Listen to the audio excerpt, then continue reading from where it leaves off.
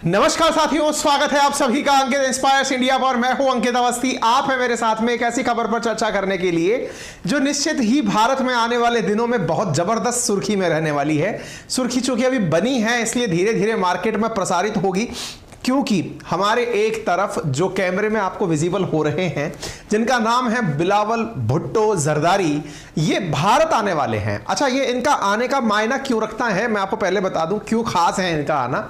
और इनका परिचय इसलिए खास है क्योंकि इनके चक्कर में भारत में गजब प्रोटेस्ट हुए हैं। हाल ही के दिनों में दिसंबर 2022 में इनके कारण भारत के लगभग हर राज्य में प्रदर्शन हुए हैं कि पाकिस्तान के विदेश मंत्री माफी मांगो। ये वो व्यक्ति हैं जिन्होंने प्रधानमंत्री नरेंद्र मोदी को बुचर ऑफ गुजरात कहा था और कहा था कि ओसामा बिन लादेन तो मर गया लेकिन बुचर ऑफ गुजरात जिंदा है। और तो और कुछ दिनों पूर्व जयशंकर साहब ने यूनाइटेड नेशन सिक्योरिटी काउंसिल में इसी के बारे में कहते हुए कहा था कि जो लोग लादेन को पाल रहे हैं अपने आंगन में, वो आतंकवाद पर ज्ञान ना दें। ऐसी स्थिति में इन तीनों का जो हाल ही के समय में चला हुआ शब्दों का संकट है या शब्दों की जो लड़ाई चली है, वो लड़ाई वाला व्यक्ति जब इंडिया आएगा तो क्या इंडिया में लोग इस व्यक्ति का विरोध करने सड़कों पर उतरेंगे? क्या भारत में इस व्यक्ति का, जो बिलावल भुट्टो, जो पाकिस्तान के विदेश मंत्री हैं, जब ये भारत आएंगे तो क्या इनका विरोध होगा? और तो और इनका आना इसलिए भी मायना रखता है क्योंकि ये 12 साल बाद ऐसी घटना होने जा रही है कि पाकिस्तान का कोई विदेश मंत्री भारत आ रहा है। 12 साल पहले हीना रब्बारी खार, जो कि वर्तमान में पाकिस्तान में विदेश राज्य मंत्री हैं, minister of state foreign affair minister हैं, वो 12 साल पहले इंडिया आई थी। तो विदेश मंत्री पद पर होने वाले व्यक्तियों की 12 साल बाद इनकी कोई मंत्री यहां आ रहे हैं, यह खबर इसलिए मायनेपूर्ण हो जाती है। आ क्यों रहे हैं? तो आपको जैसा ज्ञात होगा, एससीओ की इस बार की अध्यक्षता भारत कर रहा है और उसकी बैठक गोवा में होने जा रही है। तो विदेश मंत्रियों की होने वाली मई में इस बैठक के अंदर इन्होंने अपना आना कंफर्म कर दिया है। Ministry of foreign affairs Pakistan के द्वारा बता दिया गया है कि ये आ रहे हैं।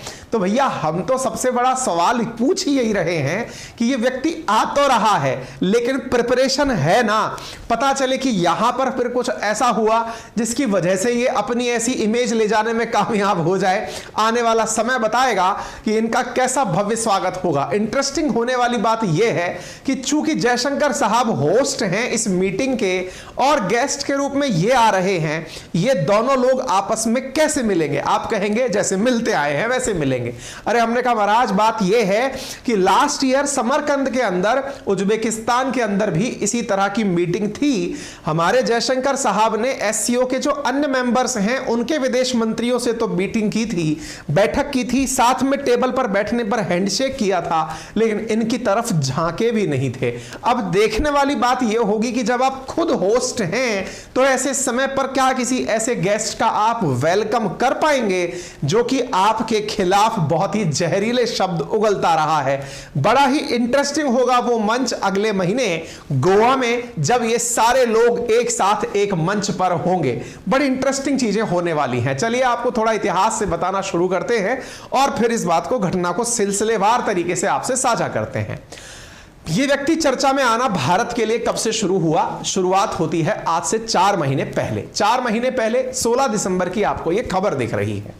आपको याद होगा यूनाइटेड नेशंस के अंदर यहां पर इनकी स्टेट मिनिस्टर, यानी कि इस बिलावल भुट्टो की जूनियर मिनिस्टर हैं हीना रब्बारी खार, जिन्होंने हाल ही में समरकंद में ही एक और इंसल्ट करवाई थी जब रशिया के जो सर्गेई लेवरोव हैं वो विदेश मंत्री के रूप में इनके सामने बैठे थे और वो इनसे पूछ रहे थे कि मैडम आपकी टीम कहां है? तो इन्होंने जवाब देते हुए कहा था कि सर आजकल हम छोटी टीम के साथ चल रहे हैं, हमारे पास लोगों का अभाव है।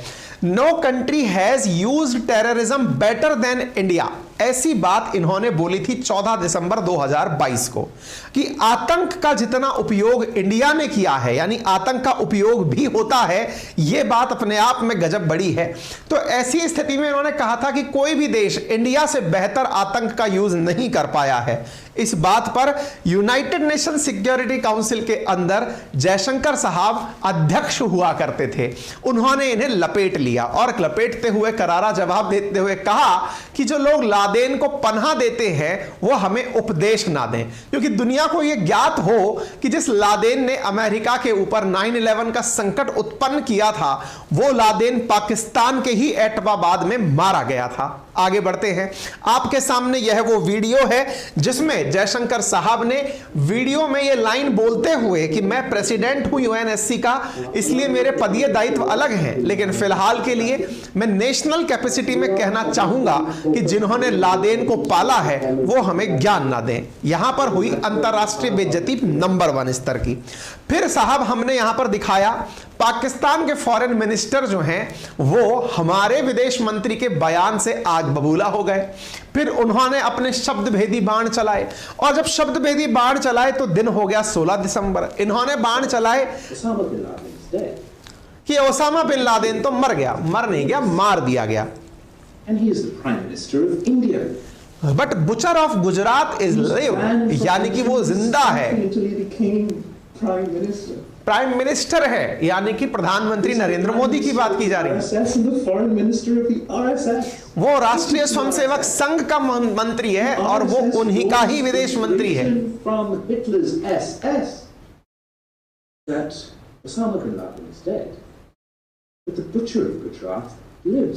जनाब ने ये बात बोली, अब बोली तो फिर इंडिया में आप प्रोटेस्ट देखिए, पाकिस्तान मुर्दाबाद, पाकिस्तान होश में आओ, पाकिस्तान औकात तुझे दिखाएंगे, धूल तुझे चटाएंगे।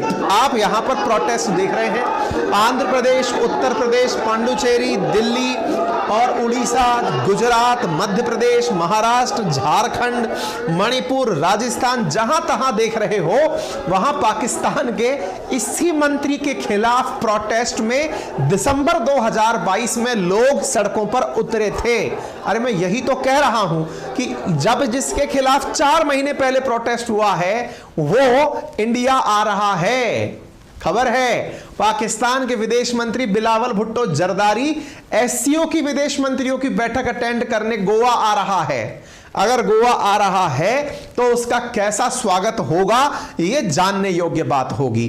12 साल बाद कोई विदेश मंत्री एससीओ समिट में इंडिया आ रहा है, लेकिन बड़ा सवाल बनता है कि 12 साल आफ्टर ऑल लग क्यों गए, क्योंकि इनके कारनामे बहुत बवाल रहे हैं। जैसे उरी अटैक इनके द्वारा किया गया, एक ऐसी ही कायराना हरकत थी जिसमें एक कैंप में सो रहे सेना पर पाकिस्तान द्वारा पाले हुए आतंकियों के द्वारा गोली चला दी गई थी। मेरे प्यारे साथियों, उरी में क्या हुआ था जिसका बदला भारत ने एयर स्ट्राइक करके लिया? यदि आप इस घटना के बारे में जानना चाहते हैं तो मैं आपको कुकू एफएम, जिसका लिंक मैंने कमेंट बॉक्स में पिन किया हुआ है, यहां ऑडियो बुक के रूप में आपको इस बुक को सजेस्ट करता हूं कि आप इस ऑडियो बुक को सुने, अगर आप ऑलरेडी कुकू एफएम का सब्सक्रिप्शन ले चुके हैं। अगर आप सब्सक्रिप्शन नहीं लिए हैं तो लगभग 10,000 से ज्यादा ऑडियो बुक्स रखने वाला, ऑडियो बुक्स का मतलब जैसे ये किताब आपने अभी हाल देखी, चाणक्य नीति नामक किताब है, ये इतनी मोटी किताब है, इसको किसी ने पढ़ के आपके लिए सुनाया हुआ है, ऐसा प्लेटफॉर्म ऑडियो बुक कहलाता है।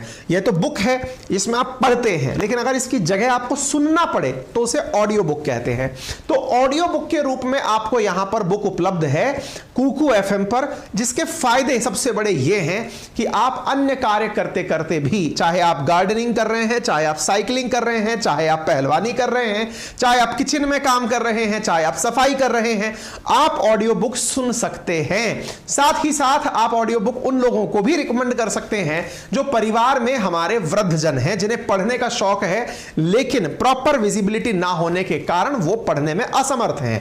कितना रुपया, क्या कॉस्ट है, क्या प्रोसीजर है, तो मैं आपको बता दूं। साथियों, बेहतरीन फीचर्स जैसे नोट्स का सेव करना, स्लीप मोटर जैसे फीचर्स के साथ आप यदि मेरा कूपन कोड 50 अंकित 50 लगाते हैं तो 99 रुपीज पर मंथ मिलने वाला सब्सक्रिप्शन आपको 49 रुपीज में प्राप्त हो जाता है। यूज माई रेफरल कोड अंकित 50, जिससे आपको पहले महीने का सब्सक्रिप्शन 49 रुपीज में मिल जाएगा 10,000 ऑडियो बुक्स के लिए। चलिए साथियों, चर्चा करते हैं पाकिस्तान के विदेश मंत्री बिलावल भुट्टो की भारत यात्रा के बारे में। ये गोवा में आएंगे, एससीओ की समिट के अंदर साझा होंगे। सवाल बड़ा बनता है कि सर 12 साल पहले किससे मिलने आए थे? तो हमारी तरफ से एम कृष्णा हुआ करते थे उस समय विदेश मंत्री, उनसे मिलने हिना रब्बारी खान आई थी। ठीक है, हमें कैसे पता चला कि ये आ रहे हैं? तो पाकिस्तान के विदेश मंत्रालय के प्रवक्ता के द्वारा इस बात का अनाउंसमेंट किया गया, बकायदा ट्वीट करके भी बताया गया कि 4 से 5 मई के बीच में बिलावल भुट्टो जरदारी इंडिया जाने वाले हैं, क्योंकि एससीओ के चार्टर में लिखा गया है कि एससीओ के मेंबर्स मिलेंगे। अब बड़ा सवाल बनता है, सर ये एससीओ होता क्या है? असल में चीन के नेतृत्व में रूस और चीन ने मिलकर के एक ऑर्गेनाइजेशन बनाया था, शुरुआत में 5 देशों का, जैसे संघाई कॉर्पोरेशन ऑर्गेनाइजेशन कहते हैं। शुरुआत में 5 देश शामिल थे, फिर धीरे धीरे इसमें एक देश उज्बेकिस्तान साझा हुआ। कुल 5 देश जो पहले शामिल थे उनमें चाइना, कजाकिस्तान, किर्गिस्तान, रशिया और ताजिकिस्तान था। बाद में इसमें Uzbekistan as a full member साझा हुआ। फिर बाकी 4 मेंबर भी इसके अंदर जुड़े, जिनमें से 5 के बाद में जो 6 मेंबर जुड़ गए थे, 6 मेंबर के बाद में इंडिया और पाकिस्तान वर्ष 2018 में एक फुल टाइम मेंबर के रूप में साझा हुए। चीन के नेतृत्व में बना हुआ यह संगठन, जो कि वर्तमान में एशिया का एक ऐसा संगठन बन चुका है जिसमें वर्तमान में 8 देश परमानेंट मेंबर के रूप में स्थित हैं, जो विभिन्न मुद्दों पर चर्चाएं करते हैं, जो दुनिया की 1/4 जीडीपी का नेतृत्व करते हैं, 1/3 क्षेत्रफल का नेतृत्व करते हैं और 40% जीडीपी का नेतृत्व करते हैं, पॉपुलेशन का नेतृत्व करते हैं। उन देशों का यह संगठन है। इन देशों के संगठन में जो बातें होती हैं, उन बातों में होती है क्षेत्रीय शांति कैसे स्थापित की जाए। भारत और पाकिस्तान साथ में हो और उनसे आप ये पूछ रहे हो क्षेत्रीय शांति कैसे स्थापित हो, शायद ये मंच ज्यादा जरूरी था। ऐसे ही फाइट अगेंस्ट रीजनल टेररिज्म, क्षेत्रीय आतंकवाद से निपटने के लिए, लड़ाई करने के लिए फाइट होना जरूरी है। लेकिन फिर से सवाल बड़ा है, पाकिस्तान से यह पूछना होगा कि आतंक के खिलाफ लड़ने में तुम क्या सहयोग दे सकते हो। रिलीजियस एक्सट्रीमिज्म, ऐसे ही एथनिक सेपरेटिज्म और रिलीजियस रीजनल डेवलपमेंट जैसे मुद्दों पर यहां पर फोकस किया जाता है। एससीओ में भारत मई 2023 के अंदर विदेश मंत्रियों की बैठक की अध्यक्षता गोवा में कर रहा है, इसलिए भारत प्रेसिडेंट होने के नाते इन्हें अपने यहां इनवाइट किया है। इनवाइट करने के बाद में अगली मीटिंग कहां होगी? कजाकिस्तान में होगी, और वो अगली मीटिंग के लिए पहले से ही तैयारी करना शुरू कर चुका है। मेरे प्यारे साथियों, बड़ा सवाल बनता है, 12 साल बाद विदेश मंत्री आ रहे हैं, क्या इस बीच में कोई भी नेता नहीं आया? क्या आए थे? 2014 में जब नरेंद्र मोदी जी द्वारा प्रधानमंत्री पद की शपथ ली गई थी, तब पाकिस्तान के प्रधानमंत्री नवाज शरीफ इंडिया आए थे। उसकी एवज में 2015 के अंदर पीएम नरेंद्र मोदी नवाज शरीफ की नातिन मेहरुनिसा की शादी के अंदर सीधे पहुंच गए थे। इंटरेस्टिंग बात यह है कि उस समय मोदी जी का वेलकम करने वाला व्यक्ति भी बिलावल भुट्टो जरदारी ही था, और इसने लिखा था, welcome to Pakistan Narendra Modi, constant engagement is the only way to resolve all outstanding issues. तब इन्हें लगा था कि इनके साथ में दोस्ती करके फायदा रहेगा, लेकिन पीठ में छुरा घोंपा इन्हीं लोगों ने। क्या किया? इन्होंने भारत के अंदर पुलवामा जैसा जख्म दिया, इन्होंने भारत में उरी जैसा जख्म दिया। ऐसे जख्मों के बाद में अब भारत की बारी थी। भारत ने इनकी दुखती हुई नस को ही तोड़ दिया, और वो नस थी कश्मीर के प्रति इनका सिंपैथाइजर होना। भारत ने उसमें से धारा 370 हटा करके इन्हें बता दिया कि भारत के लिए कश्मीर कितना महत्वपूर्ण है। उसके बाद इमरान खान के नेतृत्व वाली सरकार ने पाकिस्तान की तरफ से अनाउंस करते हुए कहा कि जब तक 370 बहाल नहीं हो जाती, हम वापस से रिश्ते नहीं रखेंगे। अरे जनाब, रिश्ते तो भारत ने ही आपसे तोड़ रखे थे आपके आतंकी घटनाक्रमों के चलते, लेकिन आप अपने आप को दुनिया के सामने यह दिखाने के लिए कि दोस्ती हमने तोड़ी है, दुश्मनी हमने शुरू की है, तो आपने 370 की आड़ ले ली। लेकिन उस आड़ के चलते इनका पूरा देश एक साथ होकर पिल गया।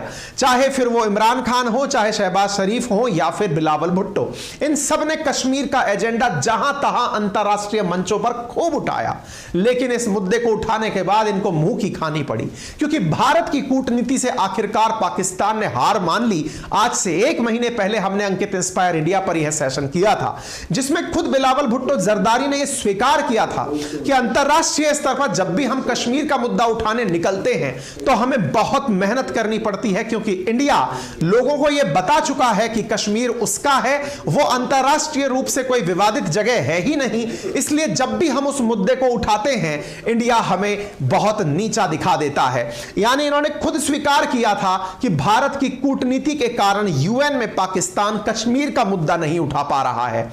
इनकी यह हालत के पीछे असली जिम्मेदार इनके राजनेता हैं, जो जबरदस्ती अपना काला मुंह छुपाने के लिए आतंकवाद जैसी चीजों को प्रमोट करने वाले लोग 370 की आड़ में दुनिया के सामने मसीहा बनकर फिर रहे हैं। उन्हें भारत ने दुनिया में अपना असली चेहरा दिखा दिया। मेरे प्यारे साथियों, अंतरराष्ट्रीय स्तर पर एससीओ में भारत का पक्षधर रूस है और चीन पाकिस्तान का पक्षधर है। तभी तो रूस द्वारा जो मैप जारी किया जाता है एससीओ का, उसमें भारत का पूर्ण नक्शा दिखाया जाता है, जिसमें भारत के नक्शे को आप यहां देख सकते हैं। स्पुतनिक जो कि रूस का अखबार है, उसके अंदर इस प्रकार से पूरा इंडिया का प्रॉपर मैप दिखाया जाता है, क्योंकि इंडिया को सपोर्ट रूस करता है, जिसने कि 2018 में भारत को एससीओ का परमानेंट मेंबर बनवाया था। उम्मीद है आप सभी साथियों को यह जानकारी जानकर अच्छी लगी होगी। आपसे गुजारिश है, अगर आपको यह जानकारी सुनकर अच्छी लगी है, आप बड़ी संख्या में उपस्थित हैं, अगर आप इस वीडियो को लाइक कर दें तो हमारे लिए आपकी तरफ से एक बहुत ही बेहतरीन गिफ्ट होगा। इसके साथ साथ अगर आपको वीडियो पसंद आ गया है तो वीडियो के नीचे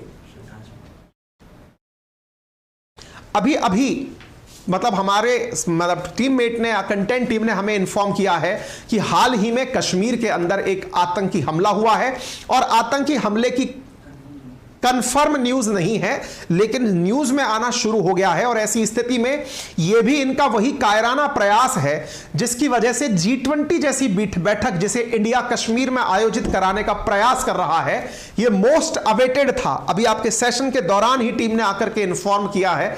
दैट मींस ये अपनी हरकतों से बाज आने वाले लोग नहीं हैं। आतंक के पालनकर्ता जब कहीं जाते हैं तो आतंक की धमक उनसे पहले पहुंचाते हैं। एससीओ की बैठक भारत कर ले सक्सेसफुली, भारत एससीओ के साथ साथ G20 की बैठक कर ले, यह इन्हें कैसे बर्दाश्त हो सकता है। आपको याद होगा इंडिया ने कह रखा है कि G20 की एक बैठक एससीओ की G20 की एक बैठक श्रीनगर में भी होगी, और आज अभी जो सुर्खी मिल रही है, हालांकि कंफर्मेशन अभी नहीं हुआ है, लेकिन कश्मीर के अंदर एक आतंकी हमले की न्यूज सुनने में आई है। खैर फिलहाल के लिए आपके लिए इतना ही। अगर आपको जानकारी पसंद आई हो तो अपने सभी साथियों के साथ सेशन को साझा करें। चैनल पर नए हैं तो चैनल को सब्सक्राइब करना बिल्कुल ना भूलें। लिंक कमेंट बॉक्स में दिया गया है, आप वहां जाकर के कुकू एफएम से अंकित 50 कूपन कोड यूज करके ऑडियो बुक पूरे 1 महीने के लिए सुन सकते हैं, मात्र 49 रुपीज में पूरे 10,000 ऑडियो बुक्स। मेरे प्यारे साथियों, यदि आप चाहते हैं हमारे साथ जुड़कर पढ़ना तो हिस्ट्री, ज्योग्राफी, पॉलिटी, इकोनॉमी के बेहतरीन बैचेस उपलब्ध हैं हमारी अपनी पाठशाला पर। अपनी पाठशाला हमारा अपना एप्लीकेशन है जो कि गूगल प्ले स्टोर पर उपलब्ध है। यहां से आप अपने लिए टॉप फीचर्स वाला एक कोर्स चूज कर सकते हैं, जिसमें हम हिस्ट्री, ज्योग्राफी, पॉलिटी, इकोनॉमी जैसे बेहतरीन सब्जेक्ट्स आपको वीडियो क्लासेस, लाइव क्लासेस के माध्यम से पढ़ा रहे हैं। फुर्सत निकालकर आप उन्हें पढ़ें। डेमो क्लास फ्री में आपके लिए यहां उपलब्ध है। साथ में आरएनए की ई बुक भी यहां पर फ्री ऑफ कॉस्ट आपके लिए दी जा रही है। टेस्ट जैसे फीचर्स, इन्फोग्राफिक्स जैसे फीचर्स, सोशल मीडिया के हमारे सारे कनेक्शंस आपको यहां दिए जा रहे हैं, मात्र 1999 रुपीज में पूरे 1 साल की वैलिडिटी के साथ, जो state PCS, UPSC foundation, SSC, railway जैसे कोर्सेज के लिए बेहद फ्रूटफुल है। अधिक जानकारी के लिए आप हमारी टेक्निकल टीम को 7878158882 पर या फिर 9829104181828385 पर कॉल कर सकते हैं। आपका समय शुभ हो। धन्यवाद।